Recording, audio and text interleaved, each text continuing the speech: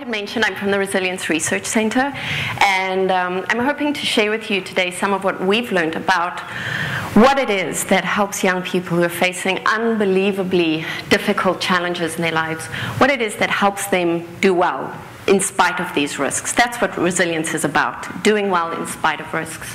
And I'm also hoping to share with you some ideas around how those of us who don't necessarily face those kinds of risks can contribute to the resilience of others. And I should apologize in advance, I do have crib notes. I'm afraid I'm a little bit addicted to them.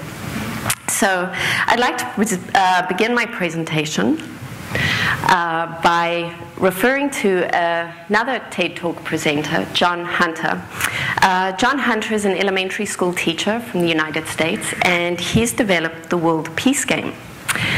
This is an interactive teaching tool that he uses with 4th grade students, and it's amazing. It's absolutely amazing. And just following in my academic realm footsteps, I'm assigning homework. You all have to go home and watch his talk. It's unbelievable. It's really, it's fabulous. But I'm not going to tell you about the World Peace Game today. That's why you get the homework. I'm going to talk about John Hunter and his story. At the beginning of his presentation, he tells a little bit about himself. And specifically, a movie has been made of him and his World Peace Game. And he says that when watching the movie, he literally saw himself disappear. Those are his words. And what he saw were his teachers coming through him. And he goes on to talk about his teachers, who are obviously amazing people themselves. We see where he gets his teaching skills from. He gives caricatures of his teachers. They were clearly inspiring. They went above and beyond curriculum. They were there to connect with the young people in their classroom. They inspired the young people in their classroom. They knew them. They set challenges for them. They set the bar. They had expectations. They monitored, and there were boundaries too. He talks about one of his teachers who had those glasses on the edge of her nose that she would look over, and she had eyes in the back of her head, and you weren't getting away with anything in her class. He also goes on to talk about his parents, his first teachers, whom he calls his inspiration, and he says this really beautiful thing about his mom, that he has become a continuation of her gesture. He describes people who were emotionally available, again monitored, again had expectations and boundaries and limits. He goes off to India to find himself, and when he comes back, his father says to him, now you have to get a job.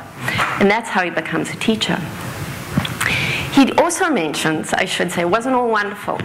He grew up in segregated Virginia in the 50s and 60s in the United States, a very turbulent time in American history. He doesn't dwell on this, but we can imagine the kinds of risks and challenges that faced him as a young man growing up, and how his developmental pathway could have looked very different. He could have been a very different person to the inspiring man he is today. But his focus is on these people who were around him that helped him move towards these positive outcomes. And he admits this. He concludes this discussion of where he has come from by saying, this is why I have crib notes, I am here standing on the shoulders of many people. I am not here on my own. His story reminds me in many ways of the stories I hear from people from my home. I was born in South Africa. I was raised in South Africa. My family's been there for many generations.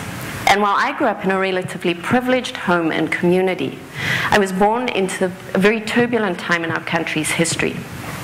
I have been warned in advance to explain. I was born during the apartheid era. It was legislated segregation based on race. It was legislated, legalized racism and oppression. And it was enforced really through military and police, through a military and a police state. As an adult, I've had the privilege of meeting with many people who've grown up on the other side of the color divide, who've grown up to be inspiring people themselves, really amazing community leaders. And I'm even more privileged that I often get to hear their stories. They often tell of childhoods in unimaginable poverty, of living in homes, dilapidated buildings, overcrowded, of absent parents due to a forced migration labor system where parents were far away. And you hear of incredible violence state-enforced violence that overflowed into community violence, and that very often also overflowed into domestic violence. In fact, today South Africa still has one of the highest rates of femicide in the world. That's murder of partners, husbands, wives.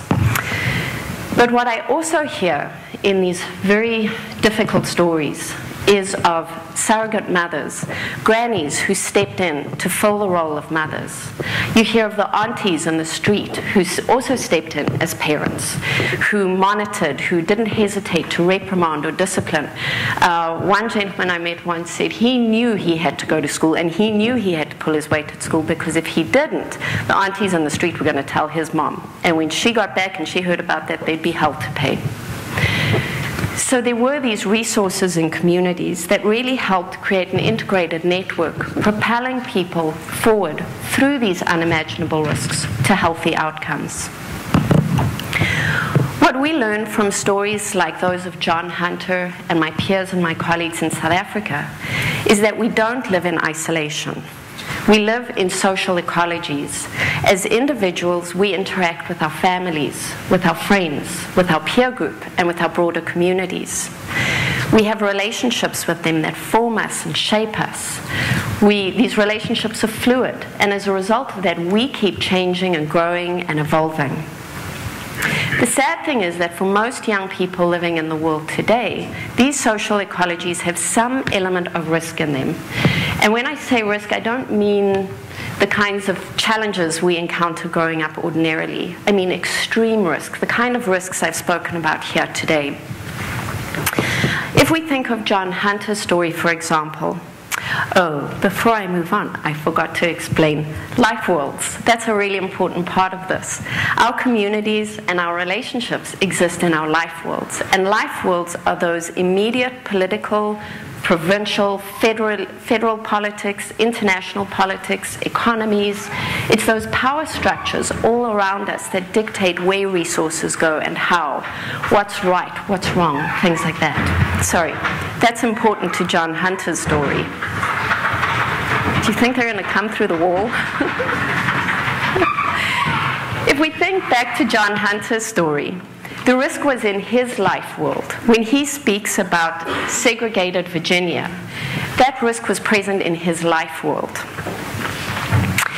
If we think about the story of my South African peers and colleagues, that risk wasn't just in their life world, it spilt over into their families as well, with absent parents due to forced migration, with the violence that surrounded them and permeated through their homes. I think of communities where we meet young people like Medellin, Colombia, a country that's been plagued by drug cartels and paramilitary violence. In the early 2000s, however, the Colombian government made a concerted effort to clamp down on drug cartels and violence. Sadly, a lot of communities, however, have been left with a legacy of poverty and violence. So for young people there today, that's where their risk lies. But what we also hear in all these stories, John Hunter's story, my South African peers and colleagues, and the stories of young people in Colombia, is how there are other components of their social ecology that help buffer and offset and help young people achieve positive outcomes. Using the example in Colombia again, for example, the government, the life world, has provided to young people living in very poor communities accessible schools.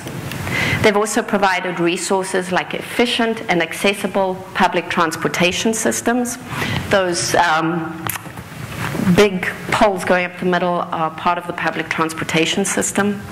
They've also provided parks that are relevant not just to little children or adults, but are relevant to people of all ages. And resources like this one, that's a public library in one of the poorest communities of Medellin, Colombia. It's an architectural marvel. It's a really beautiful building that can be seen from miles around. It's covered in slate, and inside the library are incredible books and modern computers and access to the internet. And if you go in on a Friday afternoon at around 5 or 6 o'clock, as I've had the privilege of doing, you'll find it full of young people, full of teenagers, full of young adults using this incredible resource. That's another example of how this network that contributes to the well-being of people. So listening to the stories of young people around the world, we've come to understand that resilience is something that occurs in the presence of significant risk and adversity. We've also come to understand that resilience is about the capacity of people to move towards resources that they need to do well. But more importantly, those resources need to be meaningful and they need to be accessible. And oftentimes, that can only be achieved through the successful negotiation for those resources by groups of people.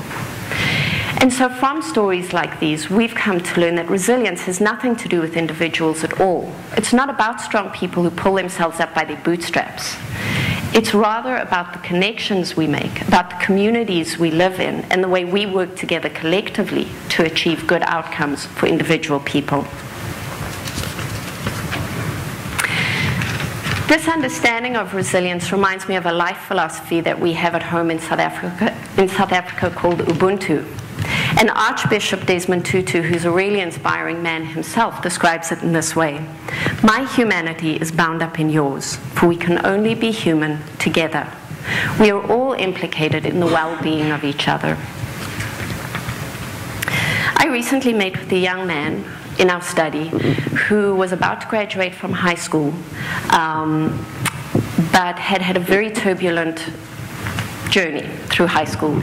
At one point he'd been expelled, he had dropped out, it had been very difficult for him. And he was explaining to me some of his experiences along the way. And at one point he describes a previous school environment in the following way: "There's so many people, it's almost like you're a number. It's weird because you're there, but you're not there, and you don't want to be there, so you're not going to class, and you're just walking around in the hallways, wandering around, making it look like you're doing something. It's like you're a ghost." Those words were so powerful for me. They really, really captured how isolated and alone he felt. He went on, though, to explain what it was that helped him get to this point where he was on that day about to graduate from high school. And the things that really made a difference for him in the school environment he was in at that time were small gestures. Somebody phoning him in the evening and saying, "Are you going to be in school tomorrow?" Somebody greeting him in the halls, inviting him to share a space at lunch. We're all capable of these small acts that can have the most powerful impact on people around us. This slide is meant to be pink. I'm not sure what it looks like from the top there. If we think about the Pink campaign against bullying, that seemingly simple act of standing up against an act of bullying and speaking out against it, which has now become an international movement amongst people of all ages saying, "That's not okay and we won't put up with this." I'm thinking of some of the presentations here today as well. Logan McGilfrey, who's going to be speaking, and the work he's doing for his peer group, not here in Halifax, not even in Nova Scotia, not even in Canada, but his peers half a world away in Sierra Leone. I think of Lowell McPherson asking us to be aware and cognizant of what we're eating and how that impacts the planet. Of Boris Worm, who's going to be speaking about saving the blue planet. We all have the capacity to engage in a civic manner in our community and make a difference for our collective communities and contribute to the well-being of those around us. Again, these kinds of actions remind me of something else that Archbishop Desmond Tutu has said. If you're neutral in situations of injustice, you have chosen the side of the oppressor. Another way of thinking about this is that even when we decide, "Oh, well, I'm too busy, I don't really have an opinion on the matter," you have decided. You do have an opinion on the matter. You have decided to support the status quo, no matter how that status quo hurts or disadvantages other people around you. So in closing, I want to tell another story from home. Just watching the time here. 9 months after I was born, less than 100 kilometers away from where our family home was, 20,000 young people, students, primary school aged and high school aged students, decided to protest against their language of instruction. In doing that, they were really taking a stand against the laws of the country and opposing the legislated oppression that they lived under. The intentions of their day was to protest peacefully. Sadly, by the time things settled down, between 200 and 600 people had died and more than 1,000 people had been injured. That's not what we want for young people anywhere. The events of that year were a tragedy. But the events of that day were also inspiring. They're inspiring in that 18 years later, our country had their first free and fair elections, and everyone could vote. Those young people believed they could change the world they lived in, and they did. Thank you.